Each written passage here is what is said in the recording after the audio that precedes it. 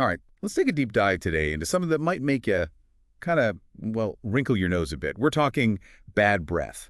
Not exactly, the most glamorous of topics, but stick with us on this one because it's going to get way more interesting than you might think.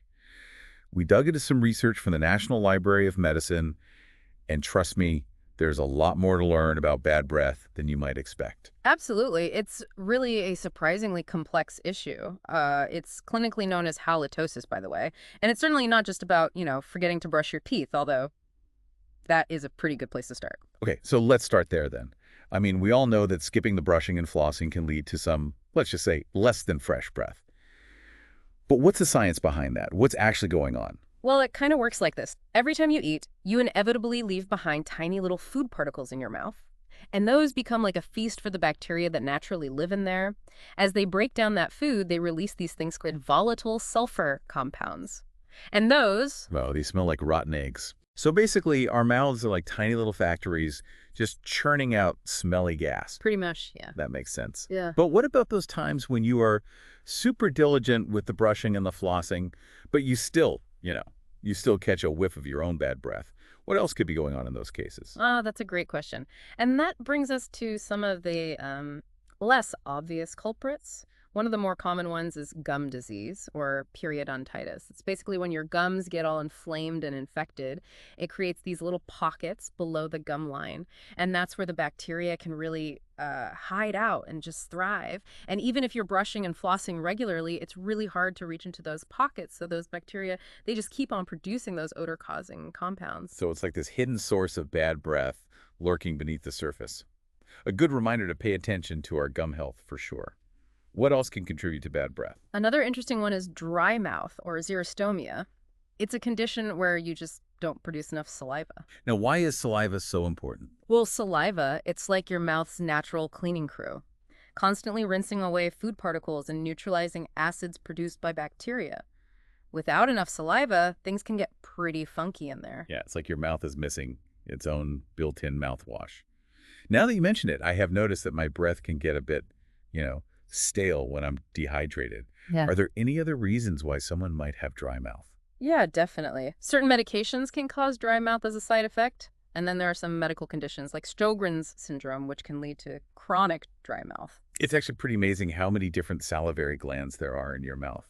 You've got the parotid glands, submandibular glands, Oh, cool. and sublingual glands, Yeah. each with their own role in producing saliva.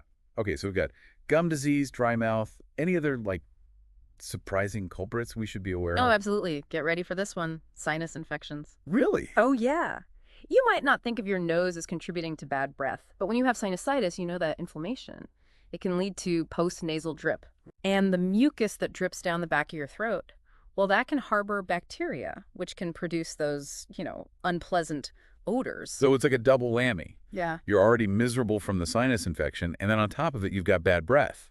Really goes to show that bad breath can be a sign of more than just, poor oral hygiene. Exactly. It can be like your breath is sending you a message saying like, hey, pay attention. Something might be off. That's such a fascinating thought. We so often just try to, mask bad breath with gum or mints or whatever. But what if we should be paying closer attention to what our breath is trying to tell us about our overall health? I'd never really thought about it that way before. It's definitely a perspective worth considering. And speaking of things that can affect our breath, let's talk about food. I'm sure we've all had that friend who loves garlic a little too much. Oh, absolutely. Garlic, onions, cabbage, they could definitely leave their mark. Yeah. But why do those foods in particular seem to wreak such havoc on our breath? It all comes back to those sulfur compounds we were talking about. But here's the thing. When you eat foods like garlic or onions, those compounds actually get absorbed into your bloodstream, and they're released through your lungs when you exhale. So the smell isn't just coming from your mouth, it's coming from inside your body. Exactly. Wow, that explains why just brushing your teeth after a garlicky meal doesn't always do the trick. I remember this one time I was at this restaurant, and the garlic bread was just calling my name. I totally indulged, and let's just say I was pretty self-conscious about my breath for the rest of the night. Yeah, I think we've all been there at some point. But moving on from potentially awkward social situations, let's talk about another major, contributor to bad breath: smoking. Yeah, smoking. It seems kind of like a Exactly. no-brainer, but, worth discussing.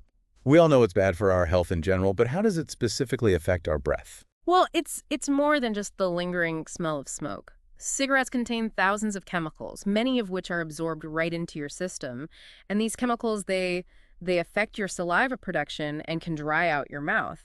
And this creates a perfect breeding ground for the bacteria that cause bad breath. And then of course there's the damage to your gums and teeth, which further exacerbates the problem. Right, so it's like this vicious cycle. Chemicals dry out your mouth, creating a haven for bacteria, and then the smoke itself just adds to the overall odor.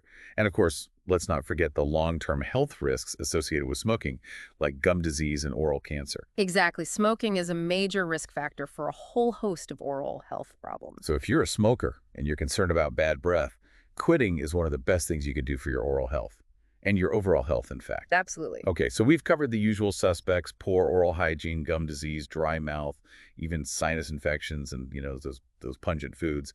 But there's another layer to this, isn't there? Something that might surprise our listeners. There is. And this is where the connection between bad breath and overall health gets really interesting. Did you know that certain diseases can actually cause distinctive breath odors? Really? That's fascinating. Tell me more. Well, it has to do with the way our bodies process and break down different substances. For example, people with uncontrolled diabetes. Sometimes their breath will smell fruity or sweet, and this is due to the presence of ketones. Ketones. Ketones are byproducts of fat breakdown. When the body can't use glucose for energy because of a lack of insulin, it starts burning fat instead.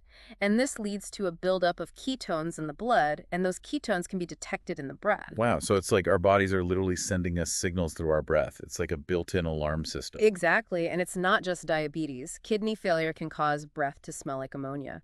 Liver disease can sometimes lead to a musty or even garlicky odor. So these distinctive smells can be an important clue for medical professionals. Absolutely. It can be a key factor in diagnosing certain conditions. That's incredible. I never realized our breath could be such a powerful indicator of our overall health. It makes you wonder what other secrets our breath might be holding. It truly is remarkable. And this highlights the importance of seeing a doctor if you have persistent bad breath. Even if you're, meticulous about your oral hygiene. It could be a sign of something more serious going on. Exactly. And early detection is key when it comes to so many health conditions. Absolutely. It's always better to err on the side of caution and get checked out if something seems off. So let's shift gears now and talk about what we can do about bad breath. Besides seeing a doctor if there's an underlying medical condition, what are some practical steps we can take to, freshen things up? Nobody wants to be known as the person with dragon breath. Well, as we've discussed, good oral hygiene is really paramount. Brushing twice a day for 2 minutes each time with fluoride toothpaste, flossing daily, and even cleaning your tongue. These are all essential for removing those odor-causing bacteria. Right, it's like setting the foundation for a fresh, healthy mouth. But what about those quick fixes, like mouthwashes and breath mints? Do those really work? Well, they can offer temporary relief, but they don't address the root cause of the problem. So they're more like a Band-Aid solution. Precisely. They might mask the odor for a while, but they don't actually eliminate the bacteria that are producing it. Some mouthwashes can even dry out your mouth, which, as we discussed, can actually make bad breath worse. Okay, good to know. So good oral hygiene is key. But what else can we do to combat bad breath? Staying hydrated is really important. Like we talked about earlier, saliva is our natural mouthwash, so drinking plenty of water throughout the day helps combat dry mouth and keeps things flowing smoothly. Makes sense. Anything else? If you're dealing with food-related bad breath, chewing on some sugar-free gum after a meal can help. It stimulates saliva production and freshens your breath. Look for gum that contains xylitol.